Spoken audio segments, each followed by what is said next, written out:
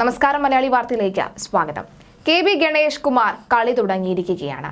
അതിന് ചൊറിച്ചിൽ തുടങ്ങി ആന്റണി രാജു. എല്ലാ വിമർശനങ്ങളും എല്ലാ കാലഘട്ടത്തിലും എല്ലാ വിഭാഗത്തിനെക്കുറിച്ചും അല്ലെങ്കിൽ എല്ലാ വകുപ്പുകളെക്കുറിച്ചും പറഞ്ഞൊരു വ്യക്തിയാണ് കെ.ബി. ഗണേഷ് കുമാർ എന്ന ആന്റണി രാജു. വിമർശനങ്ങൾ പറഞ്ഞതുപോലെ തന്നെ ഗാലറിയിലിരുന്ന് കളി കാണാൻ വലിയ മിടുക്കാണ്. അത് കളിക്കളത്തിൽ ഇറങ്ങിക്കളിക്കുമ്പോഴേ അതിന്റെ ബുദ്ധിമുട്ട് മനസ്സിലാകൂ എന്നാണ് ആന്റണി രാജു ഇപ്പോൾ ഗണേഷ് കുമാറുമായി ബന്ധപ്പെട്ടുള്ള എല്ലാ ചോദ്യങ്ങൾക്കും നൽകിയ മറുപടി. ഗതാഗത വകുപ്പിലെ അഴിമതി ആരോപണങ്ങൾ അന്വേഷിക്കാൻ മന്ത്രി കെ.ബി. ഗണേഷ് കുമാർ രംഗത്തെത്തുമ്പോൾ അതിനിടെ ഗതാഗത വകുപ്പിൽ അഴിമതി നടന്നിരുന്നു എന്ന മന്ത്രി കെ.ബി. ഗണേഷ് കുമാറിന്റെ ഈ ഒരു വാക്കിനെ അല്ലെങ്കിൽ ഈ ഒരു പ്രസ്താവനയ്ക്കെതിരെ മുൻ മന്ത്രിയായ ആന്റണി രാജു രംഗത്ത് വരികയാണ്. ഇതോടെ ഗതാഗത വകുപ്പ് ഇടതുമുന്നണിയിൽ വീണ്ടും ചർച്ചയ്ക്ക് വിധേയമാകും. അടുത്ത മുന്നണി യോഗത്തിൽ ഗണേശിനെതിരെ ആഞ്ഞടിക്കാനാണ് ആന്റണി രാജുവിന്റെ തീരുമാനം.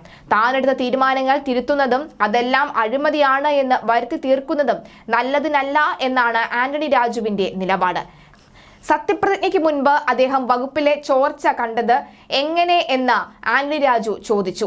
നേരത്തെ ആഭ്യന്തര വകുപ്പിനെതിരെയും മരാമത്ത് ആരോഗ്യ വിദ്യാഭ്യാസ വകുപ്പിനെതിരെയും അടിസ്ഥാനരഹിതമായി ആരോപണം ഉന്നയിച്ച ആളാണ് ഗണേഷ്. അഭിപ്രായം പറയുമ്പോൾ കുറച്ചുകൂടി പക്വത കാണിക്കേണ്ടതായിരുന്നു എന്നാണ് അദ്ദേഹം പറയുന്നത്. അതേ നാണയത്തിൽ ഇപ്പോൾ മറുപടി പറയുന്നില്ല എന്നും ആന്റണി രാജു വ്യക്തമാക്കി. അതിരൂക്ഷമായ ആരോപണമാണ് മുൻ മന്ത്രി ഉയർത്തിയത്. ഗണേഷിന്റെ അച്ഛൻ ആർ ബാലകൃഷ്ണ പിള്ളയെ പോലും പരിഹസിക്കുന്നു. ഇതിനെ ഗണേഷും ഗൗരവത്തോടെ തന്നെ എടുക്കും.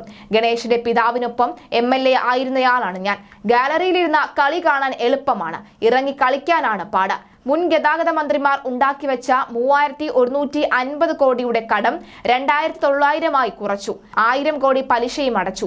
അല്ലാതെ 1 രൂപയും കടത്തിൽ കൂടിയിട്ടില്ല. KSRTC കമ്പ്യൂട്ടറൈസേഷൻ നടത്തി ഇപ്പോൾ ട്രയൽ റൺ നടത്തുകയാണ്. എല്ലാ ഡിവിഷനിലും പ്രൊഫഷണലിസം കൊണ്ടുവന്നു. ഇനി വരുന്നവർക്ക് സുഗമമായി ഭരിക്കാം. അഴിമതിക്ക് ചീഫ് എഞ്ചിനീയറിനെ സസ്പെൻഡ് ചെയ്ത ആളാണ് ഞാൻ. എനിക്കെതിരെ അഴിമതി ആരോപണമില്ല.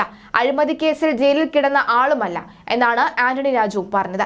വകുപ്പിൽ എല്ലാം പ്രശ്നമാണെന്നും താൻ വന്ന് നന്നാക്കിയെന്നും വരുത്താനാണ് ശ്രമം. ഒന്നിനും കണക്കില്ല എന്നാണ് ഗണേഷ് പറയുന്നത്. 2014-15 വരെയാണ് KSRTCയിൽ ഓഡിറ്റ് നടന്നിരുന്നത്. ഞാൻ വന്നതിന് ശേഷമാണ് 2022 വരെ ഉള്ള ഓഡിറ്റ് പൂർത്തിയാക്കിയത്. പുതിയ മന്ത്രി വന്നു. KSRTC ജീവനക്കാർക്ക് എല്ലാ മാസവും 1-ാം തീയതി ശമ്പളം നൽകിയാൽ നല്ല കാര്യമാകും എന്നാണ് ആന്റണി രാജു കളിയാക്കിയത്. എന്തായാലും പിഴയ്ക്കാതിരിക്കട്ടെ, കൃത്യമായി തന്നെ കാര്യങ്ങൾ മുന്നോട്ട് കൊണ്ടുപോകാൻ കഴിയട്ടെ എന്ന് അല്പം കുത്തിയാണെങ്കിലും ആന്റണി രാജു അനുഗ്രഹിച്ചിട്ടുണ്ട് ഗണേഷ് കുമാറിനെ. എങ്ങനെ ആയിരിക്കാം മുന്നോട്ട് പോവുക എന്നത് കണ്ടറിയേണ്ടതുണ്ട്.